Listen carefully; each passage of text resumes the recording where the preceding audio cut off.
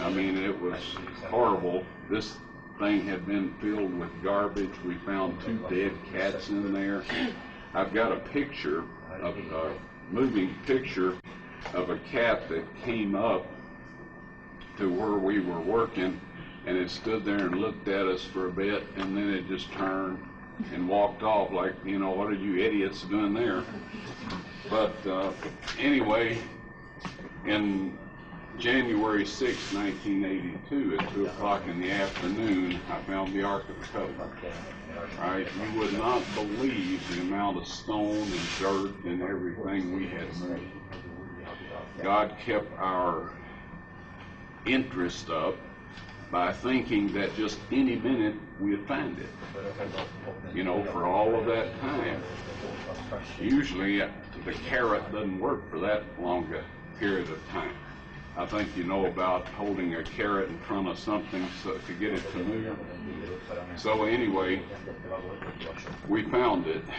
Now, I hadn't thought anything about the crucifixion site. Like everyone else, I thought it was up by that Muslim graveyard on top of that cliff.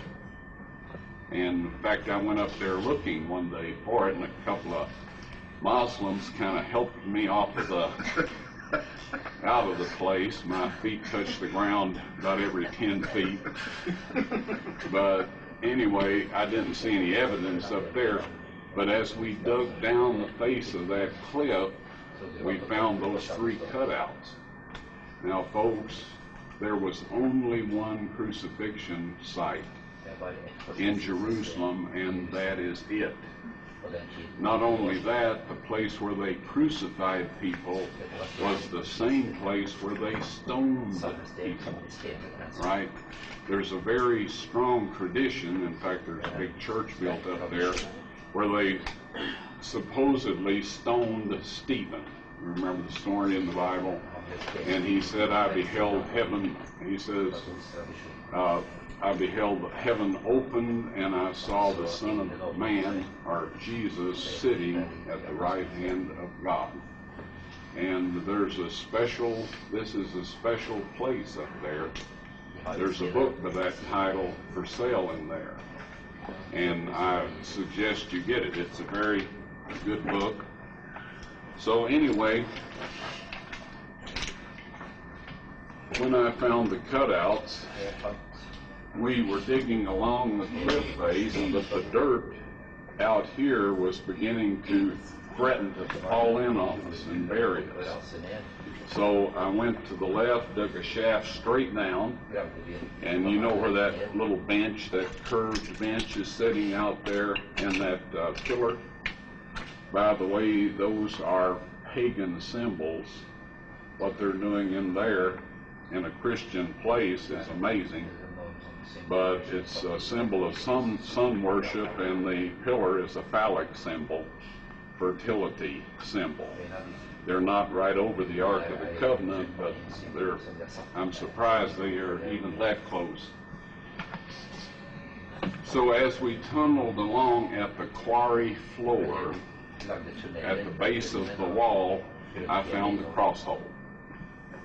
And I worked around and found some more cross holes 4 feet lower on the real quarry floor. I thought this was the quarry floor, but actually it was a kind of a bench-like thing where they hadn't taken the last set of blocks out as they quarried their way down. And so anyway, I prayed, Lord, where shall I go now? Now, we had found the crucifixion place, and I was quite excited about that. But we were looking for the Ark of the Covenant. And if I had had my way, I would have found the Ark of the Covenant, and I would not have found the crucifixion site, because I wasn't looking for it. As always, God had more in mind than I had in mind. As more than any of us humans, he says that he will give us more than we can ask or think. And I found that to be very true, and of course you will find that to be very true too, and some of you already have, those that are sharing things with other people. Because today God is taking a strong hand in finishing his work. Anyway, I was impressed to break right through the cliff. Not this cliff, but one that looked every bit as solid. Right? Well, I'm dumb, but I didn't think I was that dumb. Okay. So anyway, I kept looking around for a place to get in that cliff. I knew there were caves in there because honeybees were coming out of cracks and flying in. So they had their nests in there. So anyway, my youngest son, he says, "Dad, have you prayed about this?" And I said, "Yes, you know, I should have prayed with my sons. We look back and we see mistakes we've made." But he asked, and we did pray together at night and morning, but I should have prayed right there. Anyway, he said, "Did you pray about this?" I said, "Yes." He said, "Well, did you get any indication of what to do?" I said, "Yes. I'm supposed to break right through that cliff." And he says, "Well, let's do it." And I said, "No way.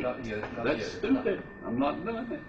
So we worked for 3 or 4 more days, and it was time to leave the next day. And my oldest son was down with me, and we were handing the tools out to my youngest son to store them. And my older son is rather a quiet person. He said, "Dad, did you pray about this?" I said, "Sure, yes I did." He said, "Well," I said, "I was impressed to break through that cliff right there." And he said, "Well, let's do it." And I said, "No, that's stupid. I am not beating my brains out against a cliff." He says, "Well, Dad, pardon my saying so, but I've seen you do stupider things than that." I said, "Okay, tell Ronnie to pass the tools back now." Now, if you look carefully, you'll see a crack right here. All right, it's not much of one, but it is a fault line through that stone. So we went 18 inches over to this side, took our hammers and chisels and started marking the stone up and down and up and down. Finally, a big chunk popped out of there. Pushed it off to the side, looked back in the bottom. There was a small dark hole about that big. Didn't look very promising at all. I had my son hand me the flashlight. We had them sitting where we could see. This was all down in a tunnel. And so I put it up to that hole, and there was a big cave chamber back behind there. Have you ever had goosebumps and all of that sort of thing just overwhelm you? Well, that's what happened to me. It didn't take us very long to make the hole big enough to get in. I thought the Ark of the Covenant would be sitting right there. It wasn't. So since we had to leave the next morning, we plugged that hole. We came back to the surface, plugged the hole, fixed everything up so nobody could tell where we had been, and left. I had to go home, work, save up some more money, come back. But eventually, I found the Ark of the Covenant, and it was in a chamber that I would not have bothered going in, just like I wouldn't have bothered breaking through the wall. My 2 sons had gotten very ill in 1982. I sent one of them home Christmas Eve, the other one home New Year's Eve. I owed the hotel $300. I had no money at all. As a friendly Arab let us eat at his restaurant. And that, folks, to me is humiliating. You know, there are some things that I'm not comfortable with, and I was experiencing several of them. That trip, I decided that I was going to find the Ark of the Covenant or die in the hole. This may sound a little melodramatic, but I was humiliated. I couldn't pay my bill at the hotel. I'd rather be dead than in a situation like that. And that's not good logic. So don't go down and do likewise on that one. So anyway, there was the little Arab guy that was letting us eat at his restaurant. He was a full-grown man, but he was about that tall. and small, petite. So as we went through this cave system, he would crawl into the chambers, and I'd give him a light, and he'd shine it around, and I'd peek through to see if it looked like anything in there. So we did this over and over, and we came to this one hole. I mean, you wouldn't believe where all we had gone in that cave. However, how many of you have ever been inside a big cave? The tunnels and chambers and all. Okay, you know what I'm saying? We had just been all over the place, up and down, different levels. And at this point in time, we had gone about 45 feet down and then back up. And here this hole was in the wall, about that big around, and there was a stalactite hanging right down the middle of it. It's the only stalactite I had seen in the cave that wasn't just little ones. This was a big one, and I have it in my collection of things. So I broke it off, made the hole big enough for him to get in, and he was crawling in there, and I started to hand him the light so he could do what we had been doing, you know, several days. He came tearing out of there. His eyes were big as human eyes can get, and he said, "What's in there? What's in there? I'm not going back in there." And I said, "Well, what did you see?" He said, "I didn't see anything." And I thought, well, okay. Now, he had been in tighter places than that and had not responded that way. So I got this little beam of light, you know, in a very dark place here. And I thought, that is divine terror. You know, that's supernatural terror. So I figured that is either where the Ark of the Covenant is, or it's the way to get to it, one or the other. And God doesn't want this fella to know where it is. So anyway, he said, he just said, I must get out of here. So off he went.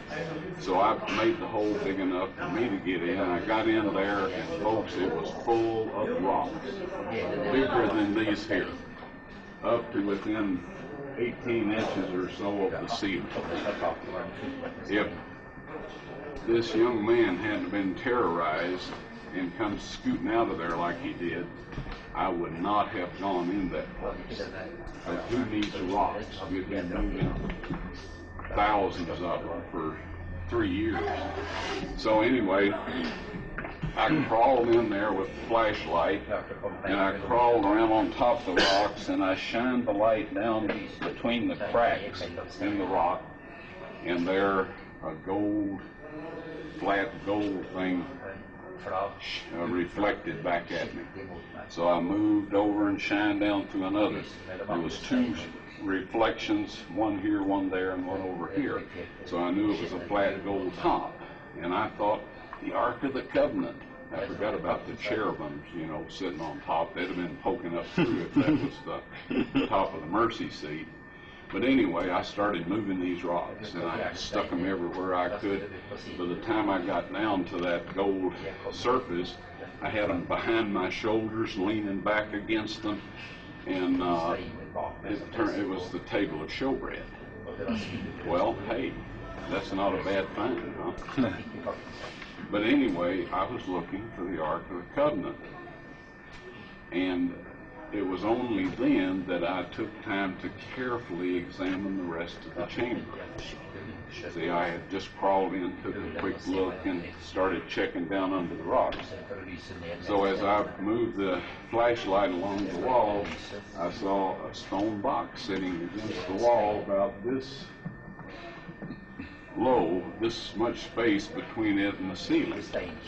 The lid was broke, slid around, and right above it was a crack with dark brown-looking material at the bottom on the bottom of this crack.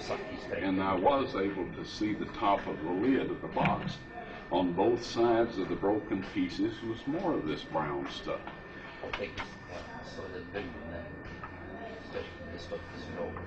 All of a sudden I realized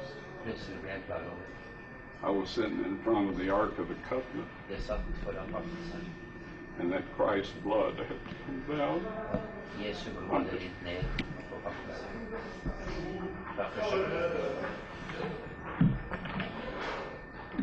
I had never heard anybody preach anything about that sort of possibility. Never.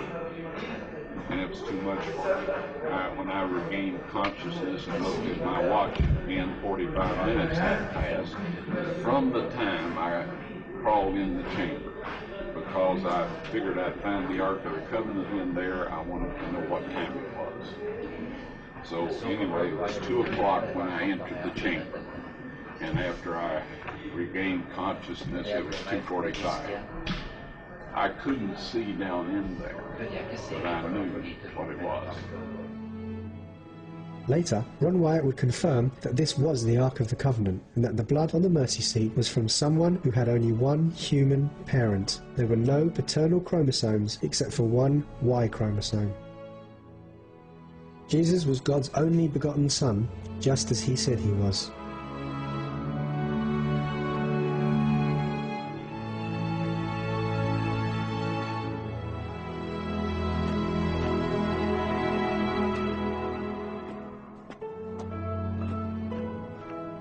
The Bible prophesied that Christ's blood would be sprinkled on the mercy seat of the Ark of the Covenant, but as it was to be kept secret until our time, it was partially, but not totally, hidden in symbols. Matthew recorded an earthquake at the cross, which formed a crack in the ground below it. John tells us that when the Roman soldier pierced the side of Christ, blood and water ran out. The blood and water apparently ran down the earthquake crack. The prophet Isaiah wrote that Jesus, when he was bruised and broken, would sprinkle many nations.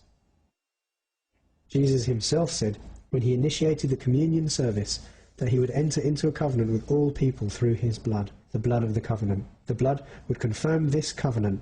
When Jesus became the sacrifice, he sprinkled his blood himself, and thus fulfilled the role of the high priest. He then became both high priest and victim. Paul told us that Jesus confirmed the covenant in the same way as Moses confirmed the old covenant with the Israelites. In Exodus, we can read how the first covenant was confirmed.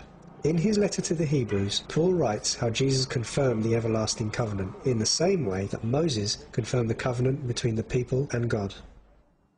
Whereupon neither the First Testament was dedicated without blood. For when Moses had spoken every precept to all the people according to the law, he took the blood of calves and of goats, with water, scarlet wool, and hyssop, and sprinkled both the book and all the people, saying, This is the blood of the testament, which God hath enjoined unto you.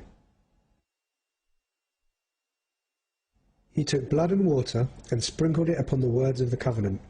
This symbolized two things: that these very words, written in the book, are the covenant, and the blood symbolized forgiveness for breaking that covenant, as the blood from the sacrificed animal was always a symbol of Christ. Scarlet wool and hyssop represented the true mission of the sacrificial lamb. In the Bible, we're told that wool symbolizes purity and scarlet symbolizes sin. So just as the wool became scarlet, thus Christ, the innocent Lamb of God, took upon himself our sin. In the scripture, hyssop is a symbol of cleansing. Jesus took our sins to cleanse us. From this ceremony, we know exactly what to expect in the antitype. According to the type, we can expect Jesus to confirm the true covenant by sprinkling his blood and water over what now makes up the covenant, while simultaneously offering himself to cleanse people from their sins. These people he confirmed the covenant with were therefore asked by Christ to keep the very words of that covenant. John reveals to us a secret. He tells us that the blood and water is here on earth as a testimony. And there are three that bear witness in earth: the Spirit, and the water, and the blood. And these three agree in one. If we receive the witness of men, the witness of God is greater. For this is the witness of God, which he hath testified of his Son. The prophet Isaiah is connecting Jesus' death on the cross to a time where he will sprinkle many nations. Isaiah continues on to say that this will one day be revealed and will leave even the world's rulers utterly speechless.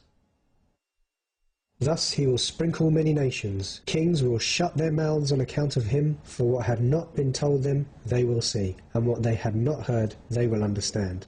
When the prophet Daniel was given the task of prophesying of the coming Messiah, he made a clear reference to the mission of Jesus: to finish the transgression, and to make an end of sins, and to make reconciliation for iniquity, and to bring in everlasting righteousness, and to seal up the vision and the prophecy, and to anoint the most holy. It's also written that when Jesus died, the curtain between the holy place and the most holy place was ripped in two, but the Ark of the Covenant was not there. Jesus, when he had cried again with a loud voice, yielded up the ghost. And behold, the veil of the temple was rent in twain from the top to the bottom, and the earth did quake, and the rocks rent. Right before the Babylonians besieged Jerusalem and destroyed the temple, the Ark was hidden. The very Ark of the Covenant, with the testimony of God, or the law, that the people had broken and that we need atoning for. God knew where Jesus was to suffer and die for humanity, and 600 years before the crucifixion, he hid the Ark right under the Golgotha escarpment.